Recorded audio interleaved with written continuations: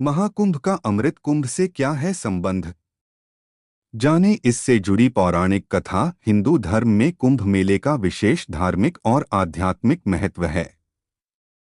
यह पर्व करोड़ों श्रद्धालुओं को आध्यात्मिक ऊर्जा प्रदान करता है और सनातन संस्कृति की महानता को दर्शाता है। ऐसे में आइए जानते हैं कि महाकुंभ का अमृत कुंभ से क्या संबंध है। हिंदू धर्म में कुंभ मेले का विशेष धार्मिक और आध्यात्मिक महत्व है। यह पर्व करोड़ों श्रद्धालुओं को आध्यात्मिक ऊर्जा प्रदान करता है और सनातन संस्कृति की महानता को दर्शाता है। मान्यता है कि करोड़ों वर्ष पूर्व देवताओं और दानवों के बीच समुद्र मंथन के दौरान जो अमृत कुंभ निकला था, उसके अमृत की कुछ बूंदें पृथ्वी पर गिर गई थीं। इन्हीं स्थानों पर हर 12 वर्ष में कुंभ मेले का आयोजन होता है।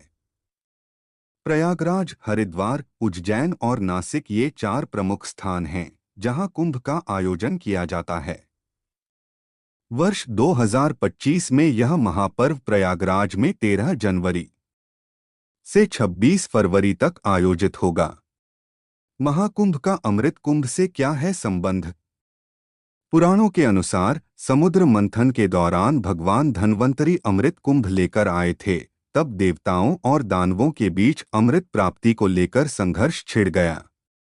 भगवान विष्णु ने इस संघर्ष को रोकने और अमृत को सुरक्षित रखने के लिए मोहिनी का रूप धारण किया। उन्होंने अमृत कलश को सुरक्षित रखने के लिए इंद्रदेव के पुत्र जयंत को सौंपा। जयंत अमृत कुंभ को लेकर आकाश मार्ग से चले, लेकिन दानवों ने उनका पीछा किया। इस दौरान अमृत की कुछ बूंदें पृथ्वी पर गिर गईं। ये बूंदें प्रयागराज में गंगा यमुना सरस्वती के संगम पर, हरिद्वार में गंगा नदी में, उज्जैन में क्षिप्रा नदी में और नासिक में गोदावरी नदी में गिरीं। इन्हीं स्थानों पर कुंभ मेले की परंपरा शुरू हुई। कुंभ मेला हर 12 साल में आयोजित होता है, जबकि हर 6 साल में अर्धकुंभ का आयोजन किया जाता है। कुंभ पर्व का महत्व केवल धार्मिक दृष्टिकोण से नहीं, बल्कि सामाजिक और सांस्कृतिक दृष्टि से भी अत्यंत महत्वपूर्ण है। इस मेले में संत महात्मा, ऋषिमुनि, आस्थावान श्रद्धालु और पर्यटक बड़ी संख्या में शामिल होते हैं। कुंभ स्नान का महत्व हिंदू धर्म ग्रंथों में विस्तार से वर्णित है। मान्यता है कि कुंभ में स्नान करने से व्यक्ति के सभी पाप धुल जाते हैं और उसे मोक्ष की प्राप्ति होती है। इसके अलावा कुंभ मेला आध्यात्मिक ज्ञान, सांस्कृतिक आदान प्रदान और सामाजिक समरसता का भी प्रतीक है। यहाँ कई आध्यात्मिक और धार्मिक सभाएं आयोजित होती हैं, जिनमें साधु संतों के प्रवचन, योग साधना और विभिन्न अनुष्ठान शामिल होते हैं। प्रयागराज का कुंभ मेला विशेष रूप से संगम तट पर आयोजित होता है, जहां गंगा, यमुना और अदृश्य सरस्वती नदियों का संगम होता है। संगम का यह स्थान हिंदू धर्म में अत्यंत पवित्र माना जाता है। कुंभ मेले के दौरान यहां लाखों श्रद्धालु एकत्रित होकर पवित्र स्नान करते हैं और ईश्वर से आशीर्वाद प्राप्त करते हैं। उदास माली ये लेख लोक मान्यताओं पर आधारित है। यहाँ दी गई सूचना और तथ्यों की सटीकता, संपूर्णता के लिए अमर उजाला उत्तरदायी नहीं है। 4 पृथ्वी पर और 8 देवलोक में आयोजित होते हैं कुंभ। जाने इसका ज्योतिषीय महत्व। मान्यता है कि कुल 12 कुंभ होते हैं, जिनमें से 4 पृथ्वी पर होते हैं।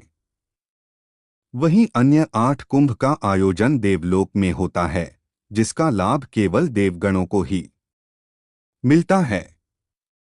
महाकुंभ का तीसरा अमृत स्नान संपन्न हो चुका है। बसंत पंचमी के दिन लाखों श्रद्धालुओं ने अमृत स्नान किया। अक्सर देखा गया है कि कुंभ या महाकुंभ में 5 शाही स्नान होते थे, लेकिन इस बार ऐसा नहीं हुआ है। इस बार महाकुंभ में 3 अमृत स्नान ही पड़ेंगे। ऐसे में यह देखना होगा कि आने वाली शिवरात्रि और माघ पूर्णिमा पर पड़ने वाले स्नान को अमृत स्नान क्यों नहीं कहा जा रहा। आइए जानते हैं विस्तार से। महाकुंभ का आयोजन केवल धार्मिक दृष्टिकोण से ही नहीं बल्कि भारतीय परंपराओं, संस्कृति और आध्यात्मिकता का अद्वितीय उत्सव भी है। इस दौरान साधु संत और अन्य श्रद्धालु संगम पर स्नान कर, पूजा अर्चना कर और विभिन्न धार्मिक गतिविधियों में भाग लेकर आत्मिक शांति और आध्यात्मिक अनुभव प्राप्त करते हैं। कुंभ का यह पवित्र पर्व न केवल पापों का नाश करता है बल्कि आत्मा को शुद्ध करने का भी अवसर प्रदान करता है। जब सूर्य मकर राशि में और गुरु ग्रह वृषभ राशि में होते हैं तब अमृत स्नान मान्य होता है। ज्योतिष शास्त्र के अनुसार इस बार माघ पूर्णिमा के दिन गुरु तो वृषभ राशि में विराजमान रहेंगे लेकिन सूर्य कुंभ राशि में गोचर कर जाएंगे, इसलिए माघी पूर्णिमा का स्नान अमृत स्नान नहीं कहलाएगा। ठीक इसी तरह महाशिवरात्रि के दिन सूर्य कुंभ राशि में विराजमान रहेंगे, जिस वजह से महाशिवरात्रि का स्नान भी सामान्य है।